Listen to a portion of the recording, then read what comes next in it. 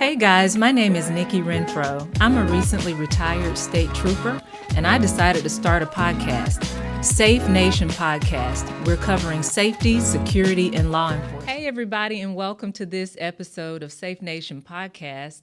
On this episode, I'm excited to have our guest. She is the Director of Community Policy Safety for one of the top two rideshare corporations. And when I say the name, you'll know full well which one it is. It's Lyft Corporation. Welcome, Dr. Kamillah Wood. Hello, it's so nice to be here. Thank you for inviting me. So excited to chat with you today, Nikki. So good to see you. I'm glad you were able to log in and join me on this episode. I am so interested to hear about your journey to Lyft, because you're actually a medical doctor. How does a medical doctor, a pediatrician, I would never put the two together. How did Lyft snag you? Well, that is, I appreciate the question. And, I always preface it that my parents often ask the exact same question, but I think they're still hopefully very proud of the journey that I've taken. Yes, I am a community pediatrician and a public health practitioner as well. Have committed my entire career around addressing health equity. That is truly my North Star. I have been so honored and privileged to work in communities and really understand the impacts of the community context and how that improves their health outcomes. So as I have been in the community and serving patients, oftentimes issues around access to housing, access to affordable transportation is really at the crux to their well-being. So I have spent most of my policy work trying to work cross-sectorally to understand these systems and ways that we can impact them to improve the communities that I care for, which are marginalized communities, communities of color. So I have worked in housing policy. I have worked in transportation policy. Prior to my role at Lyft, I worked on the federal government side addressing those issues. And at the intersection of health and either housing or transportation, it's really understanding how these different sectors can come together to care for the communities that we all are working to serve. So I've been very proud of the work that I've been able to engage with and really focusing on, again, health equity and racial equity. When the opportunity at Lyft presented itself, one, I want to just commend Lyft because they really do value people of different backgrounds and experiences that I really think helps to inform the amazing work that we do. So in my current role, I have the opportunity to engage on safety policy work, but really bringing a public health lens to this, right? And really interlacing this experience that I have on about the healthcare side. I've worked in nonprofit, I've worked in academia. So really bringing a breadth of new ideas and thought leadership to this work is just really an honor and privilege. And so it's been an interesting journey. I always tell people I'm a doctor first. That is the core of who I am.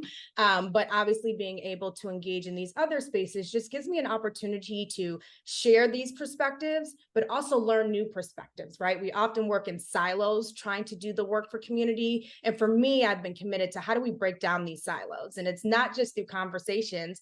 I wanted to put myself in these other silos and really commit myself to understanding these unique perspectives and understanding the thread of how each one of these areas is trying to solve some of these systems problems. So it's been, again, an honor and privilege to do that at Lyft and an amazing journey. And I'm just grateful that they took a chance on me and having a physician doing this work as well. So, they snagged me and I snagged them, and it's been kismet since. Well, congratulations on your role there. That's important work that you're doing. When I think about rideshare companies, I think about, in terms of safety, as a rider, like so many others, I use rideshare all the time, especially when I travel. It's just so convenient. Just look on your app and your ride is there within minutes.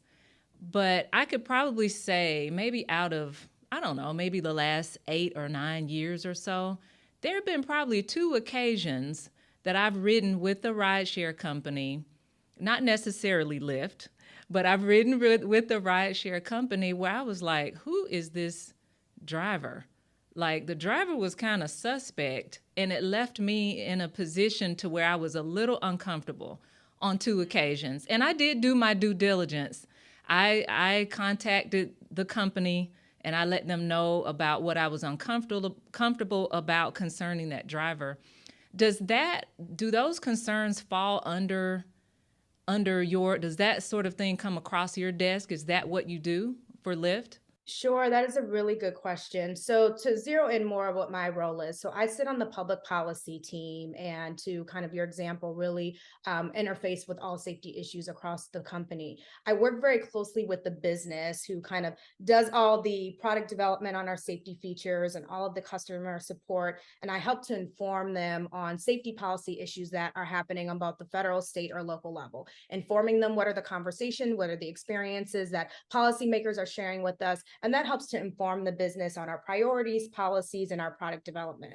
I also work with my colleagues who work directly with legislators and regulators to make sure that they're well informed of all the great work we're doing on safety in the company to address any safety policy issues that might be happening externally at both the state and federal level. So I really serve as kind of this conduit to ensure that folks are aware, and also having insight on things that we should be doing differently and how we should be thinking about this.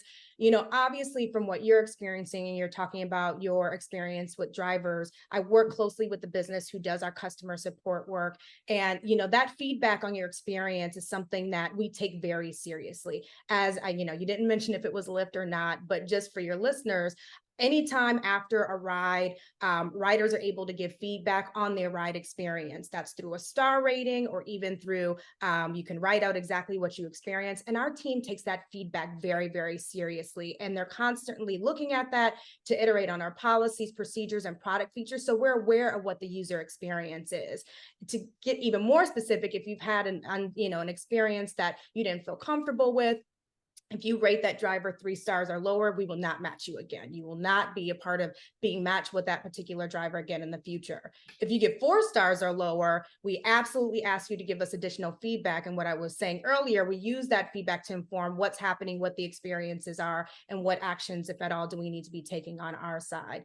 The last thing I'll say, just in kind of iterating on your experiences, one of the things that I'm so proud about in working at Lyft is, although we're a tech company, we have this very human-centered approach in working with users when they have experiences like this. We have a 24/7 customer support team who is not just there to take your information, but they actually receive in-depth training on how to work with customers on a variety of different issues. They get 6 weeks of training. Of that training, they get 40 hours. That's from the National Organization of Victim Assistance, that really hones in on how to even provide trauma-informed care.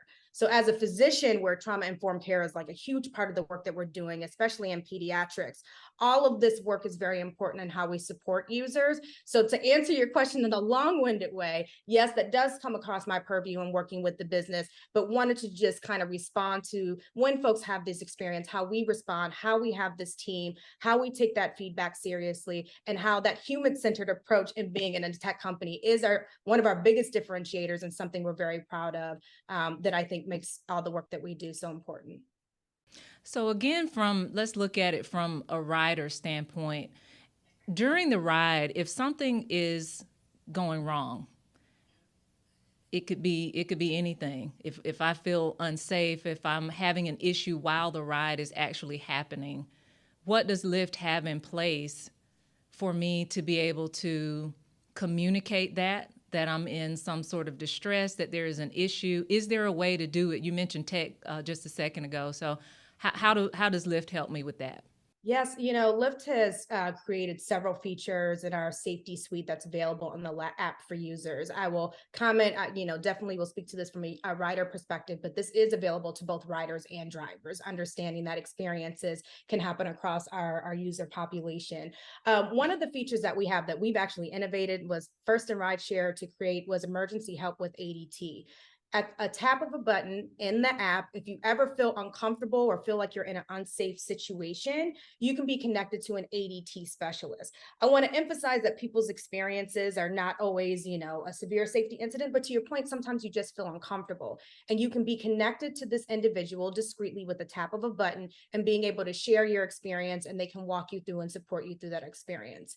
When you tap the button, as a rider, it will ask you, do you want ADT to call you or text you? So you can imagine in certain situations, I don't want to be on the phone sharing this situation, so I can actually text them. If you don't even want to talk because it's that uncomfortable situation, you can let ADT know, notify the authorities for me directly. And in doing so, that ADT specialist is able to share GPS location, the make and model of the vehicle that you're in, the intended destination, where you are on that route. That's really important information to share with the authorities so that they can intervene and do what they need to do during that incident. So I bring that up because you can imagine in certain situations, if I were just knowing myself and speaking for myself, if I was just to call 911, would I have all the data to know what car was I in? Where am I? Through this feature, they can actually intervene on your behalf and provide that information to make sure that the authorities can meet you where you are. And again, if it's not to that extent, that ADT professional can also just walk you through what you're experiencing and make sure that you're okay. Drivers have access to this feature as well. The only difference is when ADT says, how do you want us to reach you? They can only do a phone call only because we don't want drivers texting and driving at the same time. We want to be mindful of that road safety component of that. And again, in any of those situations, if you say, touch the button and ADT says, hey, how do you want us to reach you? And you don't respond, they will automatically notify the authorities, right? So you can kind of push it. And if you can't respond, they will automatically contact the authorities in your area. So that's one of the suite of features if you're feeling uncomfortable. One other piece that, I think as a woman sometimes in navigating spaces, it can be very, different scenarios can feel very different. But we also have a feature that share your location. So I know for me, if I'm in a ride share and I've gone out to happy hour with my friends and it may be a little bit late, I will share my location with my husband so he can see exactly where I am, how long ago did I leave, where I am on that route. And that's just another feature that we hope give riders a peace of mind in the suite of features so folks know that, Lyft is always looking out for them. We want to make sure that they have the tools that they need. But those are a couple of features that I think from a rider perspective can be very beneficial in those scenarios. Again, if I'm a rider and let's say my driver, we're involved in a car crash, what do I need to do? It's a very good question. Obviously, you should definitely report whatever your experience is. Again, in the app, you're able to not only in emergency help through our ADT subspecialists, if you feel like you're having an uncomfortable or unsafe situation, we also have our 24/7 support team. And obviously, we want those reports to come in so we know what can happen at that time. And we have the whole suite of team that helps to support folks and ensure that they have what they need after those incidences happen as well. Okay. All right. And so Lyft's responsiveness to riders who have been involved in crashes, is it fairly easy to get in touch with Lyft? Yes, absolutely. So again, all of the communication is through the app. You can text, you can call them directly. That where our customer support team is 24/7, and they are responsive to any needs or any kind of safety incidents or issues that users may be having on both the rider and the driver side. Now, if I want to be a driver, let's flip it up a little bit. If I want to be a driver for Lyft, what are some of the requirements? Yes, so we are very proud of our driver community. It's a very diverse community, and really across our user base are really proud of the folks who engage on the Lyft platform. In order to be a driver on Lyft, we do have a rigorous background check process, and this is really an anchor to our safety program. All drivers, before they're able to even give their first ride on the platform, have to go through a background check that looks for criminal offenses. And we also look at driving history. We also do a DMV check. We want to make sure that the driving history meets list standards. Once you undergo that first background check and pass that background check does happen annually. So again, each year you're driving on the Lyft platform, you'll again be screened for criminal offenses, and we'll also again do that DMV driver screen check to look at your driving history.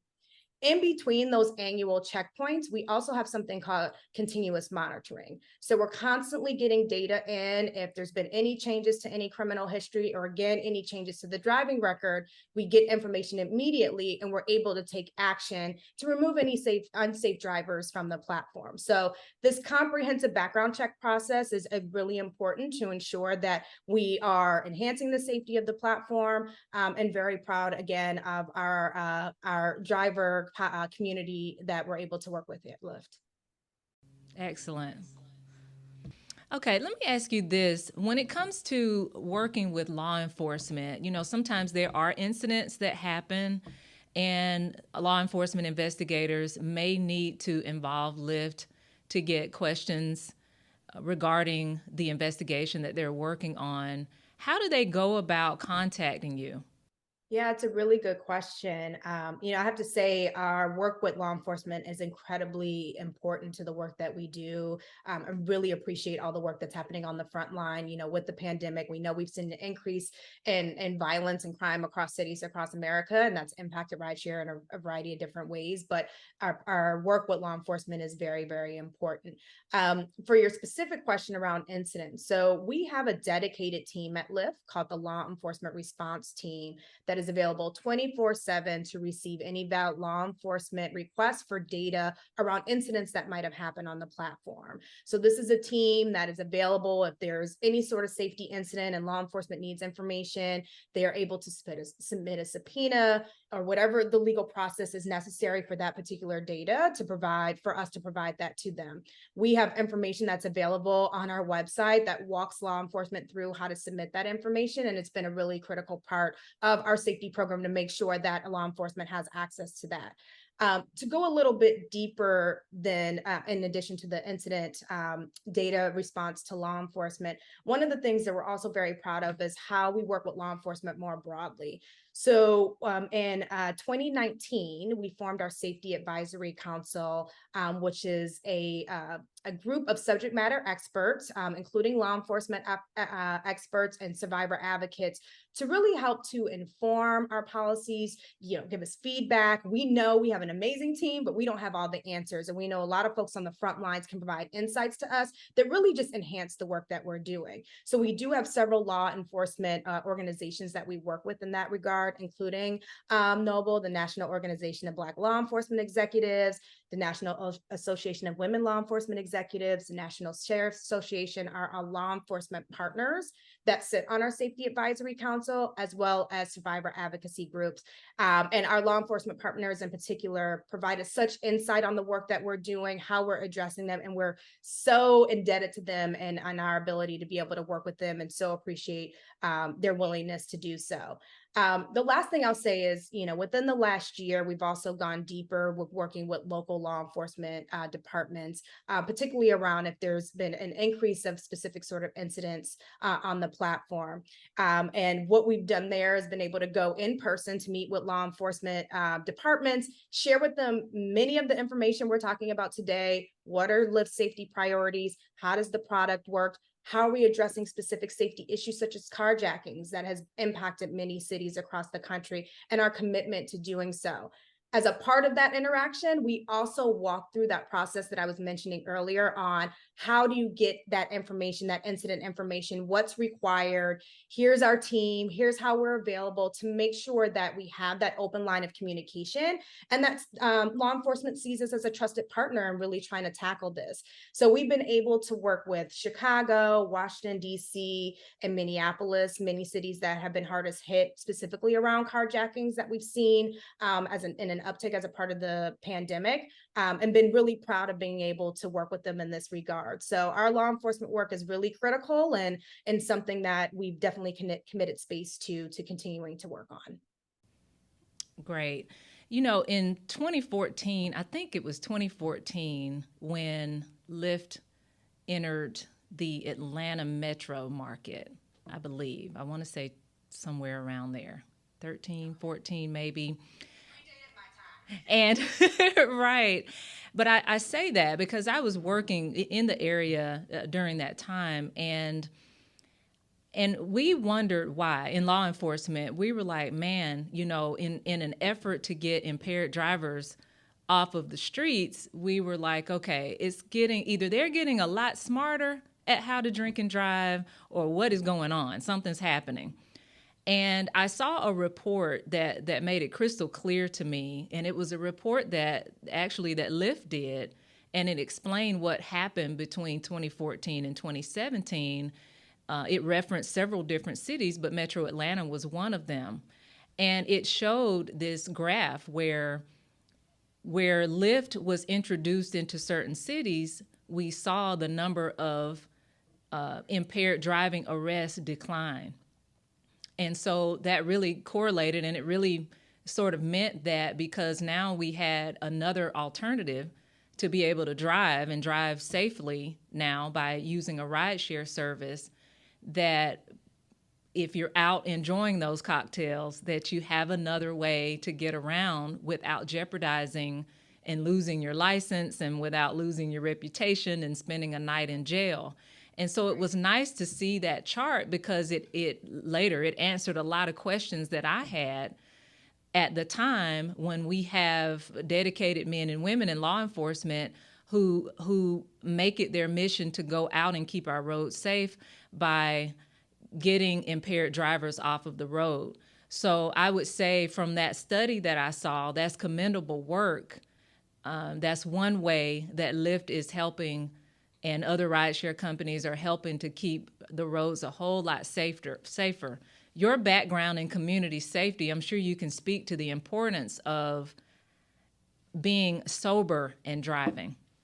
Oh, yes, ma'am. I mean, I think the public health intersectionality there is pretty explicit, right? Like and even in my time when I worked in the federal government, Vision Zero, when we're talking about road safety more broadly, but impaired driving is clearly a really deep impact to communities and cities, to folks individually who, through tragic incidents, but also a financial burden. And so it's interesting to look over the years as the rideshare has entered the transportation market, as you're describing, and these impacts that it has had. And Lyft is very proud of that, to your point, and looking at observational studies of, seeing the impaired driving incidents go down as rideshare volumes go up, particularly at times of night where, to your point, people are out and about celebrating, maybe having a cocktail, in entertainment districts at night and on holidays, where we see these incidents, and rideshare goes up in regards to use. In seeing that observation, it's really, really important, and something that we're very proud of to be able to engage in.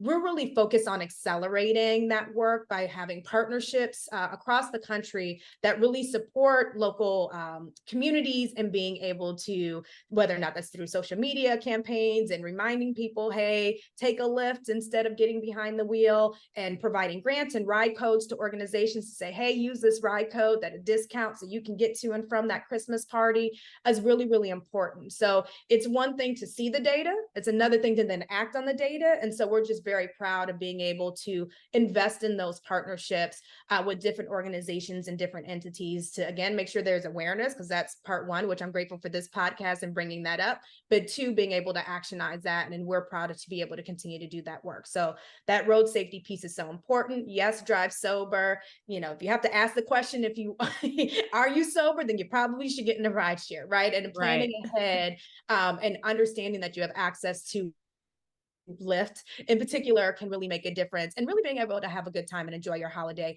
while making sure you're thinking about yourself and others during this time. I often think about our more seasoned citizens, our seniors, and I wonder, I'm like, the ones that are uncomfortable with the technology, and I mean, for some of them, they just know how to text and maybe FaceTime, maybe. But some are very uncomfortable when it comes to trying to hail a ride through technology. Does Lyft have anything in place for its seniors? Yes, indeed. I want to say it's interesting with seniors, because I agree with you. There are some seniors who are not comfortable. There's a new round of seniors, though, that are really up to speed with tech. I have to give a shout out to my 88-year-old grandmother who, is on YouTube, can send gifts, memes, knows technology probably better than myself. And can She's call a sassy. Lyft She's as kind of she sassy did. with it. Yeah, she called a Lyft when I was home with her. She had a doctor's appointment. I didn't have my car. We were able to do it. That lady knows how to get with it. She even calls herself a queen-ager because I of love it. she just turned 88 last week. She is, on the interwebs all the time. So she gets it. But you're right. There's several, different types of populations who may not feel as comfortable. And Lyft does have a feature to really help to address this. This is called our Rides for Other program. So in the app, you can actually add individuals to your account and order a ride for them. The only caveat is that person you're ordering a Lyft ride for does have to have a Lyft account. So if you load that information on your grandmom's, your auntie's phone, you can call a ride for them on your app and, put in there where their pickup destination is, where their drop-off destination is. And even in that share your location feature I talked about earlier, where you can kind of see where it is. You can say, all right, my granny got to her doctor's appointment. Okay, I know exactly where she is. So that's a feature we're very proud of, to allow people to, who may not be as tech savvy. We do have a Lyft family program as well, so that, if you just want to pay for someone else's ride, your grandmom, your mom, your sister, you can have a family account. That person still has to order the Lyft on their phone. So it's not as much around being less tech savvy. It's, hey, grandma, I'm going to help you and pay for your ride to the doctor's office. You can still kind of track their ride if necessary as a part of that feature and making sure they got there safely. But for those who may not be as tech savvy, using this ride for other feature is a really great one. And I think in addition to just being able to functionally do it, again, give you peace of mind for this particular person, particularly if we're talking about vulnerable populations like our seniors, to make sure they got there safely. So we're really proud of that tool as well. So what if you're stuck at work and your kid is at school and you can't get off from work to go pick them up? What's the youngest age that Lyft will ride? And does that work about the same way? Do I call Lyft for the kid and then how does that work? So you do have to be 18 years and older to ride a Lyft by yourself. So we do not Okay. allow unaccompanied minors to be on the platform. They are more than welcome to ride with an adult, but they cannot ride alone. And this is a part of our terms of service and explicitly there. So for the safety of the minor, for the safety of the community, we do require that you're 18 years and older to ride alone in a Lyft. Okay. I forgot to ask you this earlier when we were talking about the requirements for the drivers, but what kind of car do I have to have? Is there a certain requirement? Can I get my hoopty that barely runs and try to haul people around in that? Is that the way we want to represent Lyft? How do we do it? Yeah, it's a really good question. The first thing I'll say is, the vehicle requirements do vary from state to state and city to city. There are different local and state requirements that drivers have to follow, but there are some pretty consistent categories that will come up as a part of that. So your car's or the year of your car. So like for an example, in San Francisco, it has to be 2007 and newer. So depending on where the hoopty is in that year, you might be okay. But it does have to have that year. It has to be 2007 or newer. In other cases, the car has to have 4 doors. It looks at, the passenger capacity. So again, using San Francisco as an example, it has to fit 5 to 8 passengers, whether or not it's passed inspection, whether or not there's insurance on the vehicle, and whether or not it has the state license or what have you. So all of those parameters are involved to make sure that the vehicle is up to code to be able to give a ride on the Lyft platform. So me as a rider, do I have a star rating? Does the driver rate me? How can I be 5-star all the way? I just want to be 5-star VIP. And listen, and we want everybody to be 5-star and VIP. So I want folks to listen closely on how to do that. When Lyft is a company, and I think, again, thinking about that human-centered approach and what our values are and what our mission is, and really improving people's lives to the world's best transportation, a big hallmark of that is respect. We want to make sure both our riders and drivers understand, when bringing together different people and in community, that we respect one another. And so as a part of that, we do have community guidelines that we expose both riders and drivers to follow. Some of those elements of those community guidelines include, understanding people's boundaries, respecting people's property, as well as a host of other items. And we expect all of our riders and drivers to follow this. In fact, in order to ride with Lyft, in order to drive with Lyft, you have to agree that you're going to follow those community guidelines. So in doing that and focusing on that and having that respect and really understand the community building that we're providing and bringing different people together to get around town or your city, and showing up with that respectability really helps to give you a 5-star rating. And again, for us, importantly, it's just a part of that community guidelines that we put out to say, these are the standards from how you interact with one another that are so important to how we function as a company. So very proud of that as well. And if folks don't follow those community guidelines, you will be removed from the platform. That's how important it is to us from both a rider and a driver perspective. Gotcha. I had a real incident that happened one time at the airport. I was waiting. I had just flown back in, waiting on my ride so I could get home after a long flight.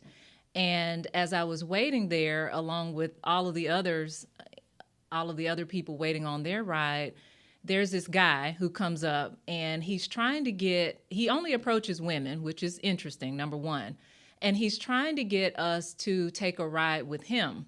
instead of riding with the rideshare service that we called. And he was very persistent about it.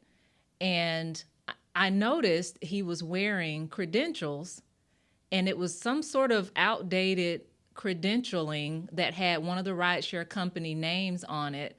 But I also noticed that it had an expiration date. It was outdated. To that point, I thought about human trafficking and just how easy it is to get yourself caught up into a situation, and how important it is for you as the consumer, as the rider, to make sure you're doing everything you can possibly do to remain safe. Does Lyft work with the fight against human trafficking? It's a really good question. We have a whole on our policy team. We have a group of folks who work on our national partnerships and find different organizations to work with and understand this has been an issue. And they really vet different partners to work with on a variety of different issues. I know this, amongst many issues, has come across their purview, but obviously it's an ongoing issue that we're in tune to, and always looking to see who our external partners to help educate us. And, obviously, if there's any work to do there, and figuring out if that's something we can participate in. One thing I wanted to highlight, though, from a safety perspective in those scenarios explicitly, because yes, that has happened years ago. That has happened to me, where folks try to approach you to try to be like, hey, even try to, garner a deal with you. Like, I only charge you $20 versus whatever Right. they're doing. And, that also can be disconcerting. One of the things that we always talk to riders about, and that, kind of intersects with the feature of the what's in the app and also how you interact, is that when you call a Lyft, you will have in there a profile picture of your driver, the make and model of the vehicle. I could say the most important piece of that information is the license plates. If anybody approaches you and you didn't call a Lyft, or that doesn't look like your Lyft driver, or they are not in the car that you have requested, we obviously recommend not engaging with that person. But even short of that scenario, we want to make sure people know that when you're calling a Lyft and you're getting in the vehicle, you want to look at that information before you get in the vehicle. Again, the make and model of the vehicle, the profile name, or the profile picture, the name of the driver, and that license plates. And look at that license plate, verify that license plate. I explicitly walk behind the vehicle and make sure I have a match to make sure that I've identified the right car. And then in opening up the car door and greeting my driver, asking who are they there to pick up, and make sure that they say my name. And this really helps to ensure that you are matched with the correct driver and rider, that the rider is connected to the right driver. And then you have the suite of safety features once you're in the car to make sure that you're good too. But just wanted to reiterate that I think in busy airports like Atlanta, where I'm in, to DC with the holidays, it can be a lot of chaos. It can be a lot of confusion that has nothing to do with Lyft, but just folks being out and about. So it's really important to have this tool at your disposal to say, hey, that ain't the person, that ain't it, I'm not getting in that vehicle, and waiting for that person to show up and making sure you have that information. And I think that's critical to make sure that these situations don't happen, and understanding the vulnerability that certain people, including women, have in that situation. We always reiterate how important that is, and the gold standard, and really being able to identify your driver. Thank you for running down that list of steps, because we do get too busy sometimes, and we're on our phones and we jump in the car and we don't know who we're getting in with. They could be taking us anywhere. Consider it a sense of safety mindfulness, right? Because I'm too busy, I'm multitasking, I'm on a work call, I'm calling my mom to let her know I landed. I got to say, time out, girl. We want to make sure we get to where we are safely. So let me make sure, and I, again, walking to see that license plate, usually the car's right there, just verifying that gives me peace of mind, and then get on, the road, and have a pleasant ride with my driver. So it's definitely key. Well, that's good stuff. I have enjoyed this conversation, and I've learned a lot too. I know our listeners are learning a lot, and it's reminding them of some things that they could probably do a lot better to stay safe whenever they take rideshare. Did you have anything else you'd like to add before we finish up? The only thing I'll say is that, I'm just very proud of the work that the company has been doing. This is fundamental to the work that we're doing. As, you think about, if I speak from a physician perspective, and understanding the importance of accessible transportation to just thriving, to be able to get to the grocery store, to be able to drop my kids off at school, to be able to make that job interview. Rideshare plays such a role in that. Lyft, I think, has done an exceptional job in really thinking about the community needs in this way and providing this option of transportation for folks, and centering around, let's make sure we are investing in and prioritizing safety as a part of that is something we're just so proud of. So, our suite of tech features, plus the folks that we have that work behind the scenes to support our users, really just couldn't be proud of the work that we're doing. And we continue to thrive in this space and continue to commit ourselves to this space of working to enhance the safety of the platform. So it's just an honor and privilege to be able to use this platform to talk about it, to reach your users. We hope everybody takes Lyft. We think it's the best of the best, and continue to be innovators in this space. But we're just grateful for the opportunity to chat with you about it, to share about the work that we're doing, and really appreciate your time and very thoughtful questions, and hope this information has been incredibly valuable to the listeners today. Dr. Kamillah Wood, thank you so much for your time. We appreciate your participation, and I wish you all the best over at Lyft. Thank you, and happy holidays to you and all your listeners, and hoping everybody has a safe holiday. Thank you. Same to you.